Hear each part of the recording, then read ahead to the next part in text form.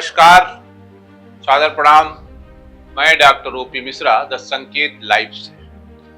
आज हम बात करेंगे जातिवाद के बारे में, उस जातिवाद के बारे में जो जीवन की एक सच्चाई है, उस जातिवाद के बारे में जहां हमको हर समय जाति से दो चार होना पड़ता है। जन्म से लेकर मृत्यु तक जाति हमारा पीछा नहीं छोड़ती है या फिर हम छोड़ना नहीं चाहते।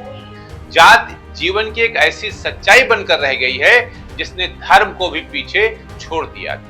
यह देश का दुर्भाग्य नहीं तो और क्या है कि अब जाति के आधार पर प्रधानमंत्री बनते हैं, मुख्यमंत्री बनते हैं, अधिकारियों की ट्रांसफर पोस्टिंग तक जाति के आधार पर होती है। चुनाव में राजनीतिक दल डंके की चोट पर बताते हैं कि हमने दलित राष्ट्रपति दिया है, जनजाति का राष्ट्रपति दिया है, पिछड़े वर्ग का प्रधानमंत्री दिया है, वगैरह वगैरह।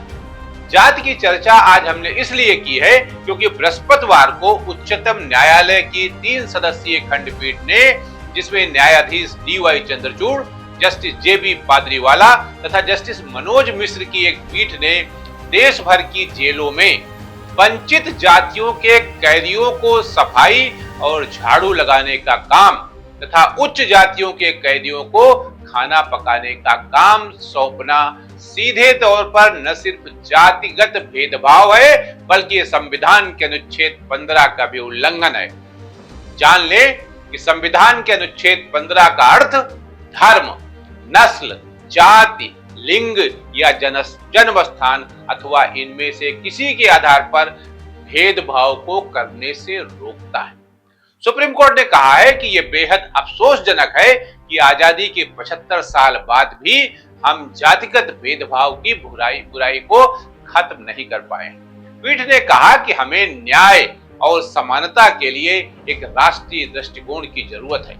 पीठ की इस बात से सहमत न होने का कोई कारण हमें नजर ही नहीं आता।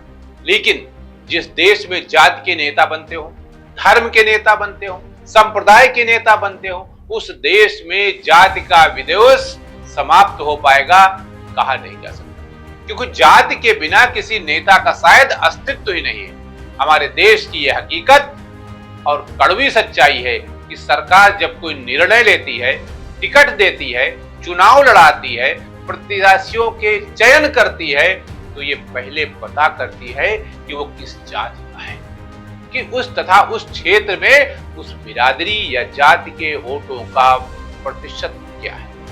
सुप्रीम कोर्ट के लिए यह अचरज की बात जरूर हो सकती है कि जेलों के रजिस्टर में कैदियों की जाति, चाहे वो विचाराधीन कैदी हो या फिर सजा याफ्ता, जाति जरूर लिखी जाती है और उसी के अनुरूप कैदी से काम लिया जाता है। अरे भाई, ये बात तो कैदियों की है, जबकि अगर धरातल पर जाइए तो पता पड़ेगा कि बड़ों को तो छोड़ो, बच्चों की जात भी बेसिक शिक्षा परिषद के स्कूलों में भी लिखी जाती है, ताकि इस जाति के अनुरूप उनके साथ व्यवहार किया जा सके, उनसे काम लिया जा सके, उनसे झाड़ू लगवा जा सके। मुझे इस समय मशहूर लेखक ओम प्रकाश वाल्मीकि की पुस्तक जूठन की याद आ रही है, जिसमें उन्होंने अपनी जाति और जाति से जुड़ी प्रताड़ना का सिलसिलेवार जिक्र किया है। अपने देश भारत में जाति प्रथा को समाप्त करने के लिए जिस तरह के प्रयास की आवश्यकता थी, शायद उस तरह के प्रयास आज तक इसलिए नहीं हो पाए क्योंकि जाति ही हमारा अस्तित्व और हमारी पहचान बनकर है। सर्वोच्च न्यायालय ने स्पष्ट कर दिया है कि जाति, लिंग और विकलांगता के आधार पर जेलों के अंदर होने वाला भेदभाव पूरी तरह अवैध है। इसे तत्काल रोकना जरूरी है। संविधान के तहत सभी कैदियों से समान व्यवहार सुनिश्चित किया जाना चाहिए। जाति, लिंग व विकलांगता के आधार पर जेलों के अंदर होने वाला भेदभाव पूरी तरह अवैध है। ये बहुत आश्चर्य की बात है कि एकाध कानूनों और जेल नियमों में भेदभाव के प्रावधान अब तक दर्ज है। सभी राज्यों और केंद्र शासित प्रदेशों को इस फैसले के 3 महीने के अंदर अपने जेल नियमों में संशोधन करना होगा, ये सुप्रीम कोर्ट ने कहा। ये केंद्र सरकार की प्राथमिक जिम्मेदारी होनी चाहिए कि वो जेल मैनुअल 2016 में सुधार करने के साथ ही आदर्श जेल व सुधार सेवा अधिनियम 2013 में संशोधन करते हुए दर्ज जाति आधारित भेदभाव को दूर करें। ये बात बहुत चौंकाती है कि विचाराधीन या दोषियों कैदियों के रजिस्टर में जाति का कॉलम होता है और जेल अधिकारी ही नहीं स्वयं कैदी भी जाति देखकर व्यवहार करते हैं। जाति देखकर कैदियों को काम दिया जाता है या काम लिया जाता है। अतः जेल में जाति आधारित किसी भी कॉलम को समाप्त करने में ही भलाई है। ये सुप्रीम कोर्ट का निर्देश है। आगामी वर्षों में जेल अधिकारियों की बड़ी जिम्मेदारी होनी चाहिए कि जेलों में जाति प्रथा का अंत हो। साफ सफाई के काम से हर जाति के कैदियों को जोड़ा जाए, न कि कुछ जाति विशेष के।